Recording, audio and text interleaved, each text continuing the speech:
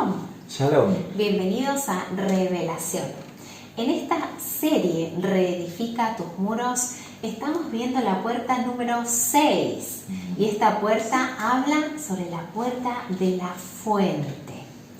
Vamos a estar leyendo entonces en las Escrituras sobre Nehemías y en este pasaje del capítulo 2 vamos a ver que Nehemías ya estuvo pasando con anticipación en esta puerta y la encontró derrumbada. Vamos a leerlo. Amén. Nehemías 2, 14 y 15 dice: Pasé luego a la puerta de la fuente y al estanque del rey, pero no había lugar por donde pasase la cabalgadura en que iba. Y subí de noche por el torrente y observé el muro y di la vuelta y entré por la puerta del valle y me volví. Exacto. Esta puerta del valle es la puerta anterior que habíamos estado, o sea, la 4, que estuvimos viendo y hablamos incluso de que no pudo pasar por ese lugar, explicamos por qué. Y ahora en esta puerta de la fuente también está derrumbada. Está hablando de que no pudo pasar con la cabalgadura, se tuvo que detener en ese lugar. Nos va a estar hablando de algo muy interesante en la medida que lo vayamos viendo, porque va a hablar de que era necesario esperar un periodo de tiempo hasta que venga el Mesías. Luego vamos a ver en Nehemías 3, del 15 al 16, que sí, ahí nos está hablando cómo fue reconstruida y por quiénes fueron reconstruidas. Así es. Nehemías 3, 15 y 16. Salum, hijo de Col-José, gobernador de la región de Mizpa, restauró la puerta de la fuente. Él la reedificó, la enmaderó y levantó sus puertas, sus cerraduras y sus cerrojos, y el muro del estanque de Siloé hacia el huerto del rey, y hasta las gradas que ascienden de la ciudad de David. Después, él restauró Nehemías, hijo de Azbuc, gobernador de la mitad de la región de Bet-Sur, hasta delante de los sepulcros de David y hasta el estanque labrado y hasta la casa de los valientes. Muy bien, ahí encontramos un montón de características y de aspectos en donde se encontraba esta puerta y los lugares de acceso también quedaban. Vamos a ir parte por parte. Dice que en Nehemías uno de los que los reconstruyó era este hombre Salum. Y Salum significa retorno, recompensa o retribución. Entonces acá estamos viendo ya que hay una recompensa por entrar por esta puerta. Hay una retribución del Padre. Dice que este Salum era hijo de Col-José, que significa el vidente. Y el vidente va a ser un profeta, significa un profeta vidente, y no es nada más ni nada menos que lo que se ve en el espíritu. No nos olvidemos de esta característica, lo que vemos a través de los ojos del espíritu. De eso va a estar tratando esta puerta. Dice que era también gobernador de la región de Mizpa y significa justamente atalaya. Encontramos otra característica, que es estar en las alturas, en los lugares en donde, en las torres, ¿no? En los muros, que los atalayas observaban los que venían a traer una noticia buena o mala y a aquellos que querían hacer guerra contra la misma ciudad. Así que el atalaya cumple una función muy importante. Y la puerta de la fuente, por supuesto, que significa Sha'ar Ai, ¿sí? La puerta del ojo. Porque fuente en hebreo no solo es fuente de aguas, sino también representa el ojo. Ai es una letra. Es una letra en el alefato hebreo que en el hebreo pictográfico se representa a través de un ojo. Y ese ojo justamente significa ver, visión y también discernir. Tiene que ver con el observar, pero a través de el conocimiento, a través de la experimentación. Bien, seguimos un poco más. Y dice que esta puerta daba acceso hacia varios lugares. El estanque de Siloé, la ciudad de David, el sepulcro de David, el estanque labrado y la casa de los valientes. Esta puerta daba acceso a estos lugares. Entonces vamos a ver un poquito dónde quedaba esta fuente, esta puerta de la fuente. Esta puerta quedaba en un lugar muy importante, ¿no? Habíamos estado hablando de los lugares bien bajos como el valle de Ginón, y ahora empieza a subir, a ascender un poquito más y se conecta con el valle de Cedrón. Así es. O de Kidrón. Muy bien. Y esta puerta no solo unía estos dos valles en el exterior, sino que también marcaba un camino a todos aquellos que venían o que iban al Mar Muerto. Era un camino directo a esta puerta. ¿Qué otra característica más podemos decir de esta zona? Bueno, este lugar es muy importante porque, como bien decías, está uniendo dos valles, el valle de Ginón y el valle de Kidrón. Y es muy interesante que en este lugar estaba el estanque de Shiloah, ¿sí? O estanque de Siloé, y este estanque recibía las aguas de un manantial que se llama el manantial de Gijón. Este manantial de Gijón eran aguas vivas que descendían por el camino del valle de Kidrón, donde estaban los jardines del rey en su momento, y llegan hasta el estanque de Shiloah. En el momento donde está el rey Ezequías, es muy interesante que él hace cavar unos túneles para que las aguas entraran adentro de la ciudad y no estuvieran afuera, justamente en los tiempos en donde los asirios estaban atacando todos los pueblos. Entonces tiene esta brillante idea de poner el agua que estaban regando afuera los jardines del rey, la entran por unos túneles que estuvieron cavando hacia adentro de las murallas, con lo cual los enemigos no tenían acceso al agua, que era un recurso muy importante. Entonces, así el agua estaba resguardada dentro de la ciudad. Y esta agua del manantial de Gijón viene directamente al estanque de Shiloah, por lo cual el agua se caracteriza por ser aguas vivas, ¿no? Exacto. Entonces es muy importante este lugar. No eran aguas estancadas. Claro, no eran aguas estancadas. Se usaba, este estanque era muy utilizado para el mikvé, o sea, el bautismo ritual, y también para beber, ya que también se consideraban aguas que se podían tomar. Y aún también en ese lugar es donde se conoce en la historia que estaba la casa del alfarero. Es cierto. En ese lugar. Esos lugares eran lugares muy ricos, muy fértiles, incluso porque en todo el tiempo del templo se tiraban en ese valle lo que es el agua, la sangre de los sacrificios, y todo eso hacía que esa tierra fuera muy fértil. Justamente lo que hacía que esos lugares crecieran árboles en abundancia, con mucho fruto, y también la tierra con que se formaban las vasijas eran de este lugar, ¿no? Muy interesante. Cierto. Tenemos un pasaje en las Escrituras que habla sobre este estanque cuando el Mesías, Yeshua, aparece justamente hablando entre los discípulos, y luego se encuentra con un ciego de nacimiento, cual le unta sus ojos con barro y luego le pide que vaya a limpiarse al estanque de Shiloh.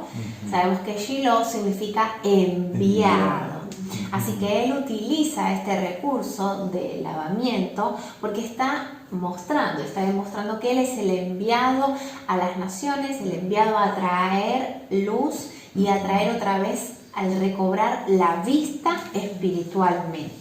Entonces vamos a estar entendiendo que así como, fíjense esto, Yeshua utilizó el estanque de Shiloh ubicado en la entrada de la puerta del ojo, o la puerta de la fuente, sanó a un ciego de nacimiento. No es casualidad.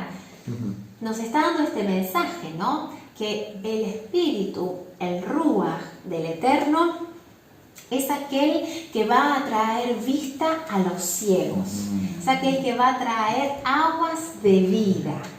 Y esto lo vamos a ir viendo en toda esta clase, porque también este estanque de Shiloh era tan importante en una fiesta específica que hasta el Mesías dio una declaración que todos conocemos. ¿Cuál es? Amén. Es la fiesta de Sukkot. Así es. Así es, esta fiesta tan importante en el mes séptimo se festeja y se conmemora la fiesta de Sukkot, que tiene que ver con las aguas, justamente. Todo lo que es las aguas, la lluvia, es muy importante para las cosechas. Y justamente es una fiesta en donde se agradece al Padre por adelantado las aguas que el Padre va a enviar sobre todas las cosechas para bendición de su pueblo. Entonces, es tremendo todo lo que hay en la fiesta de Sukkot, porque en esta fiesta había un sacerdote que salía del templo, que representa el cielo, con una jarra de oro. Iba junto con muchos israelitas, con cánticos y danzas, con los salmos, iban a buscar agua de este estanque, ¿no? Del estanque de Shiloah. Y justamente este sacerdote era el enviado, era el Shiloah. Iba a buscar agua con esta fuente de oro, ¿sí? Este cántaro de oro, y tomaba las aguas del estanque de Siloé y volvía a subir. El estanque de Siloé estaba al sur y era lo que se representaba como la tierra. Entonces tomaba esas aguas y volvía a subir hacia el templo, todos con cánticos y danzas, alabando al Eterno. Se unía también con una caravana que tenía lulavs, con las hojas de palmera, alabando al Eterno, gritando Hoshiana, Hoshiana, ven y sálvanos.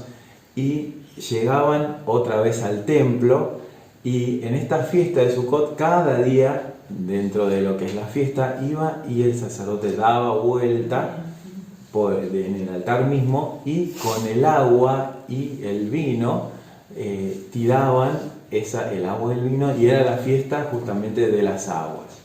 Es muy interesante porque esto se hacía 7 veces, y en el 8º día, que se conoce como Hoshiana Rabbah, el día como más importante y solemne de la fiesta, se daban 7 vueltas completas, ¿no? Qué interesante, ¿no? Como tantas veces vemos en las Escrituras, como en Jericó, como también representando la esposa que da vueltas alrededor del esposo. Sí. Se daban esas 7 vueltas, y en ese momento es cuando Yeshua dice esta declaración tan impresionante que tiene que ver con las aguas, ¿sí? Vamos a leerlo. Y dice: todo el que tenga sed puede venir a mí, todo el que crea en mí puede venir y beber, pues las Escrituras declaran, de su corazón brotarán ríos de agua viva. Con la expresión agua viva se refería al Espíritu, el cual se le daría a todo el que creyera en él, pero el Espíritu aún no había sido dado porque Yeshua todavía no había entrado en su gloria. Amén. Estamos en Juan 7, 37 al 39. Así que vemos en esta fiesta algo tan tremendo como la fiesta de las aguas, y Yeshua mismo dice que Él es esas fuentes de agua viva, y el que beba de Él no volverá a tener sed. Amén, amén, amén, poderosa la palabra del Eterno. Y acá es donde vemos el poder de las aguas. Y ahora qué interesante poder entender que estamos viendo una puerta de la fuente que está asociada a las aguas, pero también a la vista, como dijimos, ¿no? Que no perdamos de vista esto. Y vemos en Mateo justamente 6:22 que dice: lámpara del cuerpo es el ojo. Si tu ojo es bueno, todo tu cuerpo estará lleno de luz. ¿A qué nos hace recordar esto? ¿Y por qué lo estamos asociando? Muy importante recordar que la primera vez que aparecen las Escrituras, ojo, o la palabra Ain, es justamente en Bereshit 3:5, en donde nos habla del pecado de Adán y de Java. Y cuando Eva se encuentra con la serpiente y le muestra el fruto y le dice, si comes de este fruto, podrás ver, ¿no es cierto? Seréis como Dios, y podrás ver el bien y el mal. Entonces, a través de los ojos ella codicia y a través de los ojos es la tentación. La tentación cae y dice la palabra que dice, si no sabe bien Dios, que el día que comáis de él serán abiertos tus ojos, seréis como Dios. Y dice también más adelante, el cual el marido comió, entonces fueron abiertos los ojos de ambos y conocieron que estaban desnudos y cosieron hojas de higuera. En esta parte, cuando se dieron cuenta que ellos no tenían más esa gloria que los cubría o esa luz, ahí es donde entendemos este pasaje que la lámpara del cuerpo es el ojo. El hombre al pecar, los ojos del pecado son abiertos, la gloria o la shejina que cubría al hombre se va, esa luz que los cubría, entonces pierden justamente esa capacidad de discernir espiritualmente todas las cosas. ¿Cuál es el llamado de esta puerta?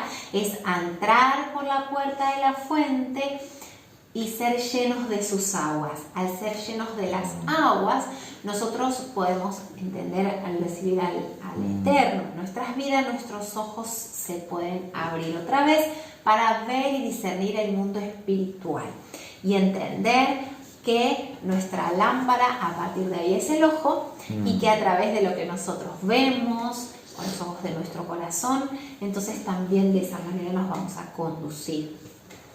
Bien, otros pasajes que encontramos es el que no naciere del agua y del espíritu, el ruaj, no puede ver el reino de los cielos.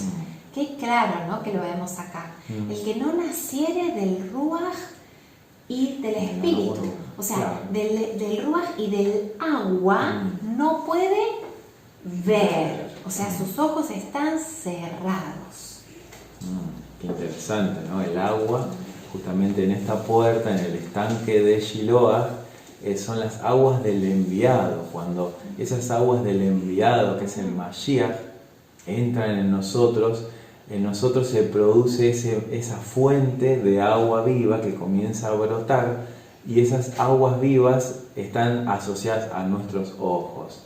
Es decir, los ojos son abiertos y entonces al ser bautizados del agua y del ruaj, entonces podemos ver el reino de Dios y podemos entrar a ese reino, podemos empezar a caminar por la emuná en ese reino de Elohim, en medio de esta tierra, ¿no? De hecho, cuando el Eterno se encontró, Yeshua se encontró con la mujer samaritana, le dijo, ¿no? En Juan 4:13, todo el que beba del agua del pozo va a tener sed, pero el que beba del agua que yo le doy no tendrá sed jamás, ¿no? Y dice en Jeremías 2:13, dos son los pecados que ha cometido mi pueblo. Me ha abandonado a mí, fuente de agua viva. Han cavado sus propias cisternas rotas que no retienen el agua. Tremendo, ¿eh? Es cierto. Está asociado la fuente de agua viva a el Eterno. Es decir, esas fuentes de agua viva, como en el caso de Jerusalén, el Gijón, está asociado justamente al Eterno, esas fuentes de agua viva que Israel en un tiempo desechó y cavaron para sí cisternas y pozos de aguas muertas. Buscando saciar sus propias necesidades. Exacto. De maneras naturales y no a través de la llenura del Espíritu. Amén. Es tremendo, ¿no? Justamente hay un pasaje también que asociado a la fiesta de Sukkot dice en Isaías 12, 2 al 3, miren, Elohim ha venido a salvarme, confiaré en él y no tendré temor.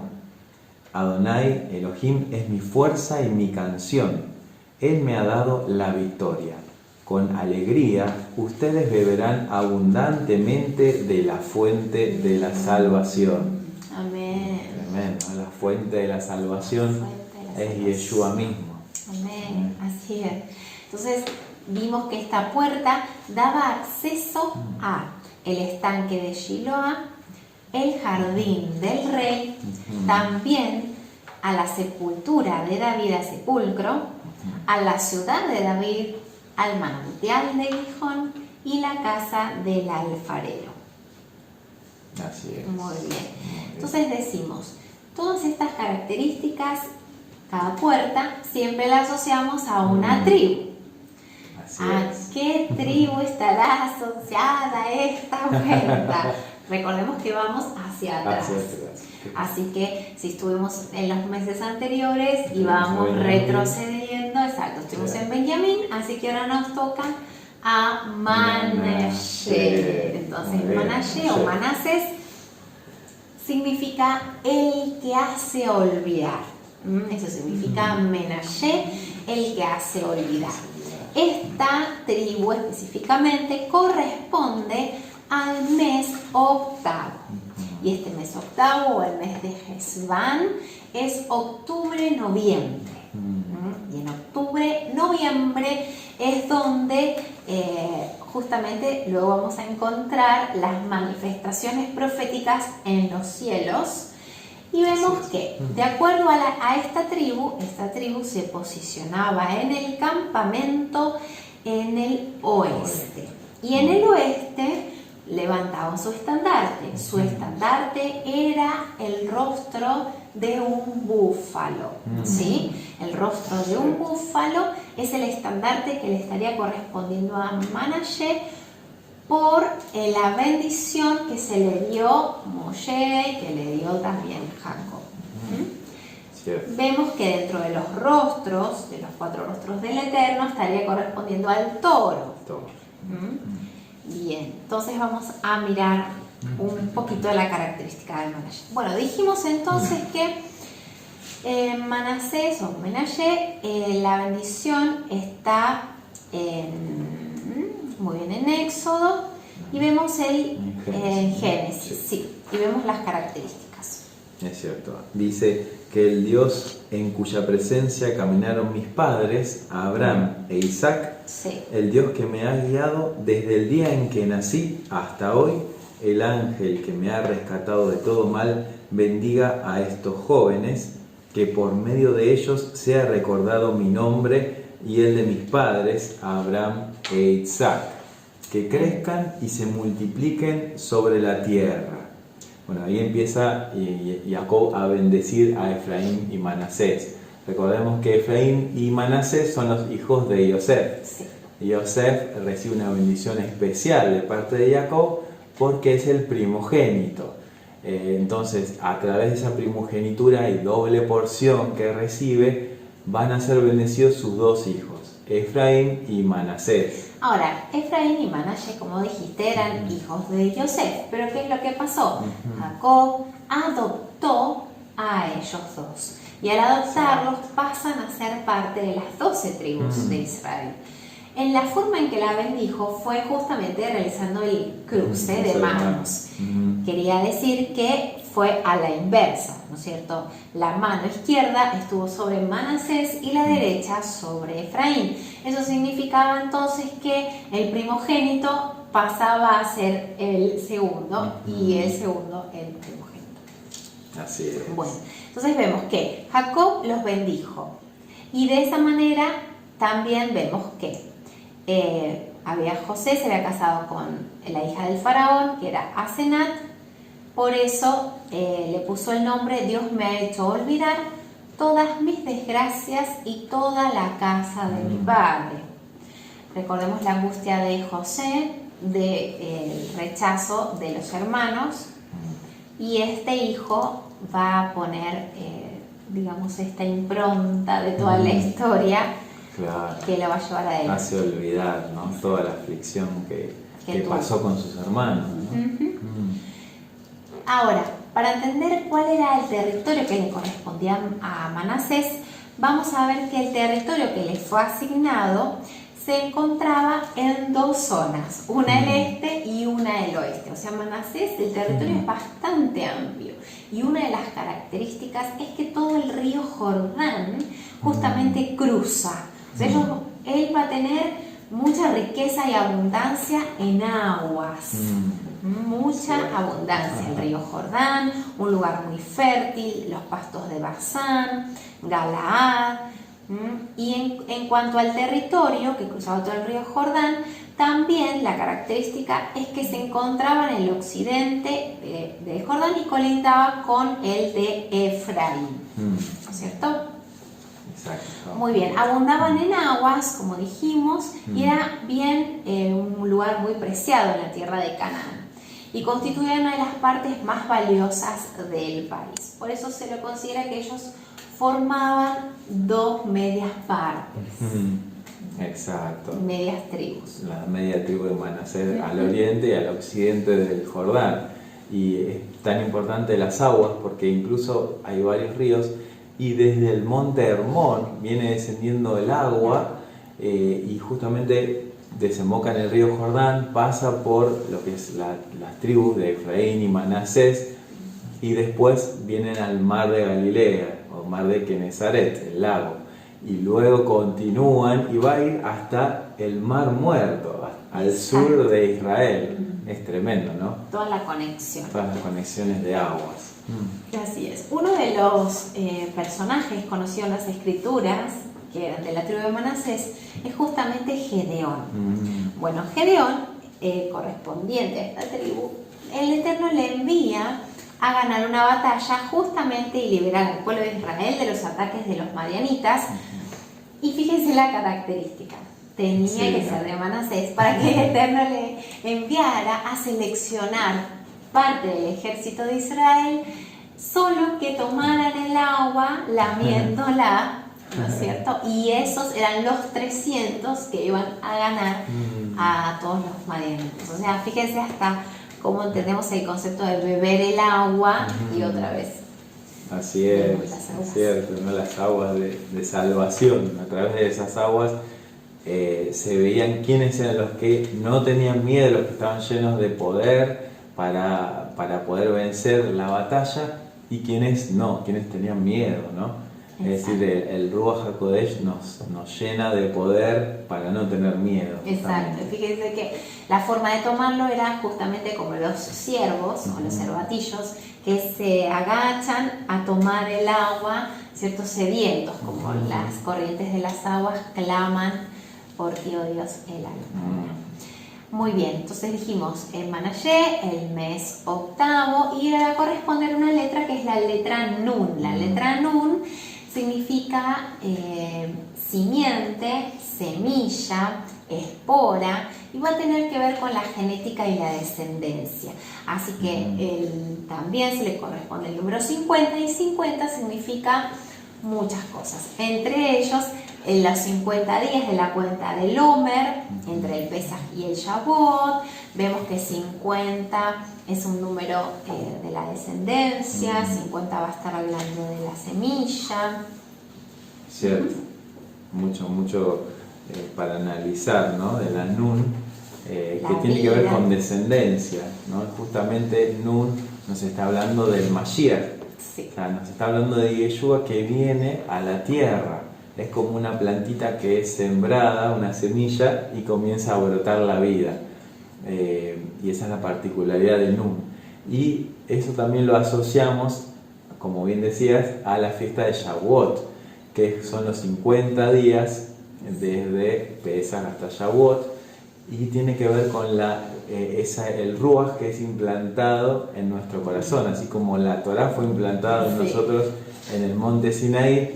También en Shavuot, luego de que Yeshua resucitó, fue enviado el Ruach HaKodesh como esa Nun, es decir, como esa vida implantada en nosotros, para que se manifestara la vida del Hijo en nosotros. Amén.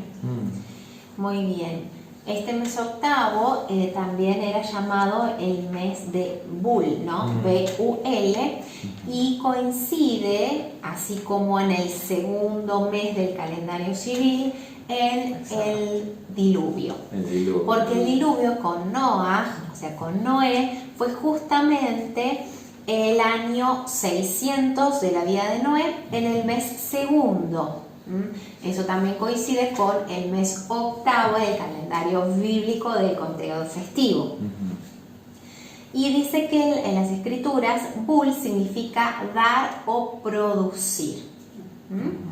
Y que en esta estación, ya sabemos que es una estación lluviosa, luego de que comenzó, a partir de que comenzó el diluvio, empezó a ser una estación lluviosa en el mes de otoño, y que podemos entender el concepto de que Noé, o sea, tomó toda el arca y toda la promesa del Eterno, él se resguardó y fue parte de la descendencia, que hablábamos de la letra Nun, junto con su esposa y sus hijos, ¿no?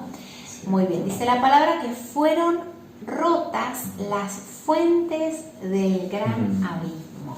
Acá vemos de nuevo la palabra fuentes.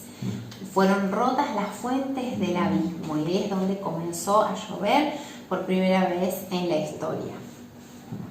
Tremendo, ¿eh? Porque ahí vemos también lo que es la palabra fuente, como un mayán, de aguas o muchas fuentes, es decir, la mem y la ain como unidas, las fuentes de aguas que fueron rotas desde abajo y las fuentes también de aguas que cayeron desde los cielos. Y ahí es donde nos llamó la atención porque Mayain está unida, es la Mem con la Ain. La Mem representa las aguas y Ain los ojos.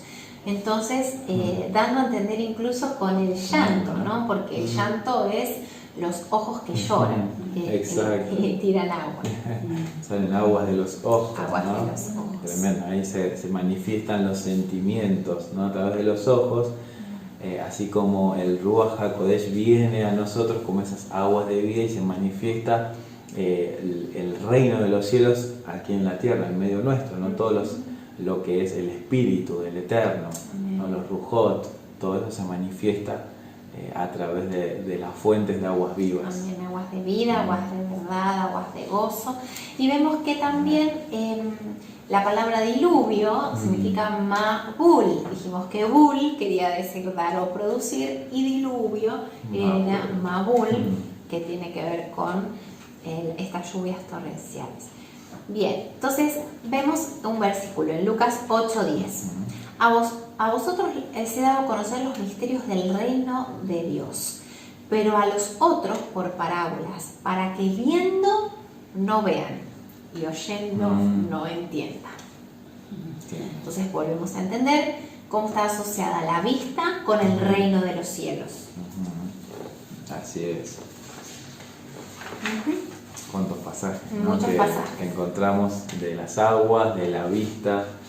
Y hablando de vista, hay un personaje también que recobró la vista. Así ¿Quién es. habrá sido?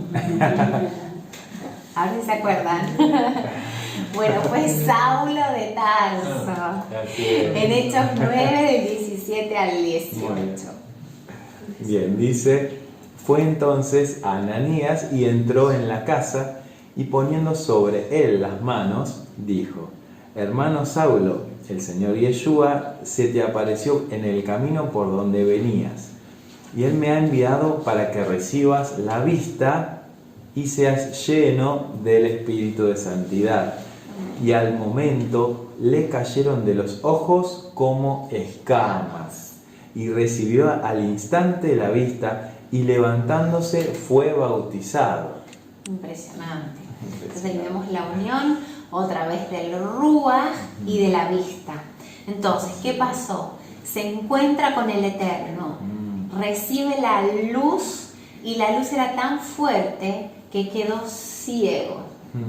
Qué impresionante, ¿no? El hombre fue, digamos, ciego por el pecado y dejó de ver la gloria de luz que lo revestía. Saulo se encuentra con la luz de gloria del Eterno, con la Shejina, y queda ciego. Y a través de eso recibe el Ruach, y a través de recibir el Ruach recobra la vista, es lleno del Espíritu. O sea, el mikvé de aguas del Espíritu. Y no es un bautismo de aguas naturales, sino del Espíritu de vida. Y ahí es donde vemos esta conjunción, ¿no? Que no podemos ser llenos del agua de vida sin que nuestros ojos sean abiertos. Conocemos las escrituras, la palabra y por fe andamos. Ahora, esa emuná y esa fe de creer en un Mesías Redentor, en que en su palabra, la vida, en la Torá, tiene que ver con ver con nuestros ojos espirituales, porque la fe es la certeza de lo que se espera, la convicción de lo que no se ve naturalmente, pero sí lo que se ve en el espíritu. Así es. Qué interesante que aún en el Talmud, ya años y siglos atrás, se dijo que el Ruach HaKodesh puede ser atraído al igual que el agua se extrae de un pozo. Interesante, ¿no? Y eso está asociado a Isaías 12:3, que dice: sacaréis con gozo aguas de las fuentes de salvación. Amén. Es decir, que se asocia el Ruach HaKodesh con las aguas de Sukkot, porque son aguas de gozo. Y entonces el gozo del Eterno viene a nuestras vidas a través de esas aguas de fuente, de esas fuentes como del Gijón, que descienden hacia abajo al estanque de Shiloah. Es decir, nosotros estamos en la tierra y el Mashiach fue enviado, fue ese Shiloah que vino y que tiene la característica en Sukkot de que también ese sacerdote que era el enviado venía juntamente con un flautista, y ese flautista se llamaba el perforado. Tremendo, ¿no? El perforado estaba asociado justamente con la flauta porque estaba perforada para que salieran los sonidos, pero el flautista mismo se llamaba el perforado o el que ha sido traspasado, ¿no? Entonces vemos al Mashiach que vino como el enviado del Eterno y el que fue traspasado por nuestros pecados, por nuestras rebeliones, para poder enviar sobre nosotros esas aguas de vida. Amén. Tremendo. Qué poderoso. Por eso que podamos ser llenos y bautizados del Ruach y de fuego, ¿no?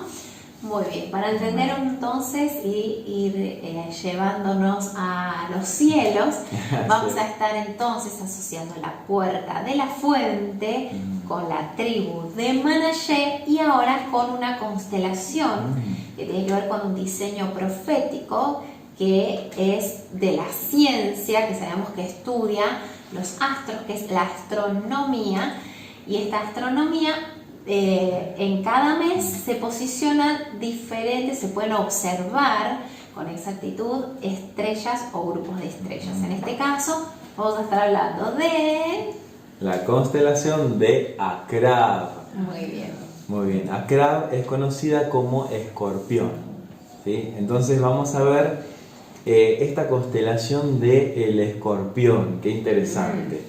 Es conocida también como Escorpio. Sí. En esta constelación vemos a un gigantesco escorpión que se está esforzando por picar en el talón de un hombre poderoso, ahora vamos a ver cómo se llama, que a su vez está luchando con una serpiente. Pero este escorpión es aplastado por este hombre que tiene su pie situado justo en el corazón del mismo. Akrab nos está hablando de guerra o batalla.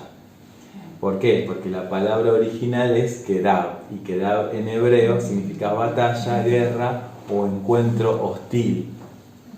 Entonces vemos que esta constelación del Escorpión tiene una estrella muy brillante, justamente en el centro, en el corazón del Escorpión, que tiene un tono rojizo y se llama Antares y significa la herida, ¿sí? Entonces estamos viendo a este escorpión que recibió una herida justamente a través del hombre poderoso que la está pisando en el corazón. Y también en el aguijón tiene una estrella que se llama Lesat, que en hebreo significa el perverso. Entonces vemos a este escorpión que es perverso y que recibe una herida y que está intentando picar el talón del hombre. Ahora, ¿quién es este hombre? Este hombre se llama en esta subconstelación Ofiuco. El Ofiuco está luchando con una serpiente, ¿sí? La está sujetando en su mano y con las dos manos con mucha fuerza no deja que la serpiente se estire. ¿Por qué la serpiente se quiere estirar hacia arriba? Porque justamente por encima de la serpiente hay una corona. Y la serpiente quiere tomar esa corona, quiere apoderarse del dominio que le fue encomendado al hombre. ¿Sí? Entonces Ofiuco representa este segundo Adán que está sujetando a la serpiente y que no deja que esta serpiente tome el dominio de la creación. Tremendo, ¿no? Entonces, las estrellas nos hablan de ciertas características de esta serpiente. La estrella Unuk significa abarcando, Alia es el maldito, Al-Hay es el reptil y Heleb es la serpiente envolviente. Ahora vemos a Ofiuco, que significa lugar de la serpiente o cazador de serpientes. Y este Ofiuco no solamente está ocupado en la serpiente, sino que también está pisando el escorpión que quiere a su vez picar el talón del hombre. Es decir, por un lado está con la serpiente, con sus manos y con sus pies está pisando el escorpión. Está en esta lucha tremenda que se ven en los cielos. Vemos en la cabeza de Ofiuco la estrella llamada Ras al-Haus, que significa la cabeza del que tiene o sostiene. Y el resto de las estrellas nos dan un mensaje muy importante. Este mensaje es: el que fue golpeado tiene una herida en un pie, está contendiendo o luchando, pero está pisando con su otro pie a su enemigo. Glorioso, ¿no? Y tenemos la última subconstelación, que es conocida con el nombre de Hércules. Y en esta anterior que vos mencionabas estaríamos representando al Mashiach, entonces de alguna manera luchando contra, ¿no es cierto?, claro, los enemigos, la serpiente. La serpiente es un enemigo, el escorpión es otro enemigo. Justamente lo que es la serpiente tiene que ver con ese dominio que quiere tomar y que el primer Adán perdió, pero el segundo Adán, que es Yeshua mismo, sostiene a esta serpiente y la está venciendo. Y justamente vemos que la venció, ¿por qué? Porque pisó al escorpión en su corazón. Y si bien se ve que es herido con el aguijón, la venció porque lo ha pisado a este enemigo tan tremendo que representa a la muerte, y su aguijón representa al pecado. Es decir, venció al pecado y a la muerte porque Yeshua resucitó y el pecado no lo pudo retener. Amén. Y justamente esta subconstelación, que es el hombre de mucha fuerza, que es lo que significa Hércules, es también llamado el vencedor poderoso. Tremendo. Ahora, este hombre poderoso se ve con su rodilla doblada y con su talón derecho levantado como si hubiera sido herido, mientras que su pie izquierdo se encuentra justo encima de la cabeza de una subconstelación que vimos anteriormente, que es la constelación del gran dragón o Draco. En su mano derecha empuña un gran mazo y en su mano izquierda tiene atrapado un monstruo de 3 cabezas llamado Cerberus. Y él tiene alrededor la piel de un león que él mismo ha matado. En el zodíaco de Dendera se lo ha conocido con el nombre de Bau, que interesantemente significa el que ha de venir. Y en árabe al-Hiskale es el fuerte. Ahora, la estrella más brillante que está en la cabeza se llama Ras al-Geti y significa la cabeza del que hiere. Y el resto de las estrellas también nos dan un mensaje muy interesante. Aquel que está arrodillado es la rama, el heridor. Él es la ofrenda por el pecado que está castigando y pisando bajo los pies a su enemigo. Tremendo, ¿no? En otra manifestación más del Mesías. Así es. Entonces vemos en estas constelaciones que Ofiuco, como vimos, representa al Mashiach, que está venciendo a la serpiente y dominándola, con mano fuerte y brazo extendido. Y está pisando al escorpión, que representa la muerte, y su aguijón representa el pecado, con quien el Mashiach luchó y venció. Y el hombre de mucha fuerza, conocido como Hércules, representa al Mashiach que vence al gran dragón, que es Hasatán, a quien le ha pisado la cabeza. Y este hombre de mucha fuerza, que es el Mashiach, tenía esas pieles de leones también recubiertas.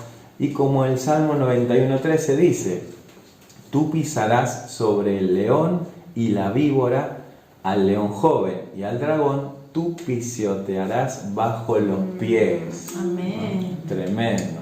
Poderoso. Glorioso, ¿no? El mensaje de estas constelaciones que nos está hablando en este mes octavo, ¿no? Un nuevo comienzo para la humanidad, ¿no? A través del Mashiach. Me hiciste recordar así como el búfalo, que es el estandarte de Manashe. La característica es que para subir a los lugares altos o a los montes utiliza la como función doble de la tracción, doble ¿no? tracción, en donde las patas delanteras las dobla poniéndose en posición de rodillas y las traseras abiertas. De esa manera él sube o asciende, ¿no es cierto?, de rodillas, dando a entender que a través de la humillación también podemos acceder a las alturas, ¿no? Y en este caso vencer a nuestros enemigos. Como dice la palabra, que el Eterno pone a nuestros enemigos por debajo de sus pies. Amén. Y justamente es el Ruach HaKodesh el que nos da esas fuerzas como de búfalo, ¿no? Y a través de él podemos llevar una carga pesada que no podríamos llevarla si no tuviéramos el Ruach HaKodesh en nosotros.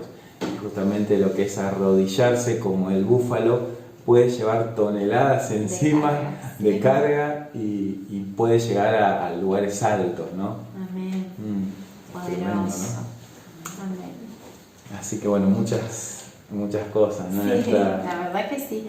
Entonces estamos entendiendo que esta puerta en donde debemos tener acceso luego de haber pasado por la puerta del muladar, en donde era un lugar de limpieza, de dejar todos los desechos, todo lo que estaba de más, ahora es un lugar donde nos refrescamos, nos sumergimos, recibimos las aguas de los cielos, las aguas del Ruach, las aguas que vienen del Padre, de sus fuentes, y empezamos a entrar en el Espíritu, a poder observar y ver con los ojos del Espíritu y caminar también en las alturas, como dijimos recién.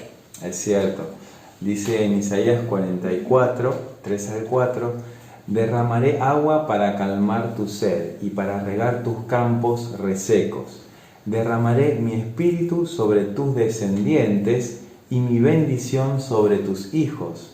Prosperarán como la hierba bien regada, como sauces en la ribera de un río.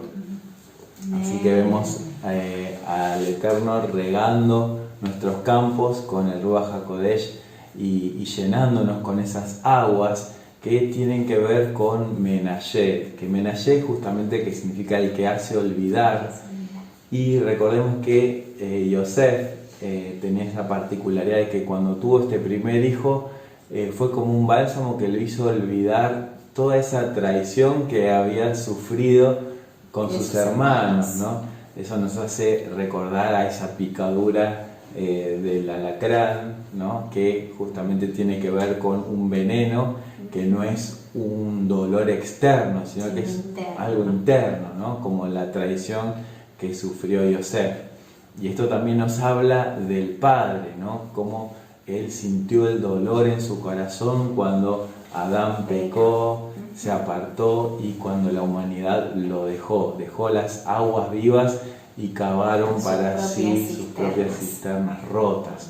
Entonces, a través de Yeshua es como ese Menashe que hizo olvidar al Padre todo el dolor, toda la traición, y a través del Ruach HaKodesh en nosotros el Padre también ve que se ha olvidado ya de lo pasado, todas las cosas han quedado atrás y Él ha hecho cosas nuevas en nuestro corazón, en nuestras vidas, y se ha olvidado de nuestros pecados, lo ha tirado al fondo del mar y ahora tenemos un nuevo comienzo, una nueva vida para dar gloria al Padre, ¿no? Amén. Amén. Anhelamos en nuestro corazón que sus ojos sean abiertos y puedan visualizar más la gloria del Eterno y las manifestaciones de su poder, la llenura de sus aguas, y que puedan tener mucha más revelación. Shalom. Shalom.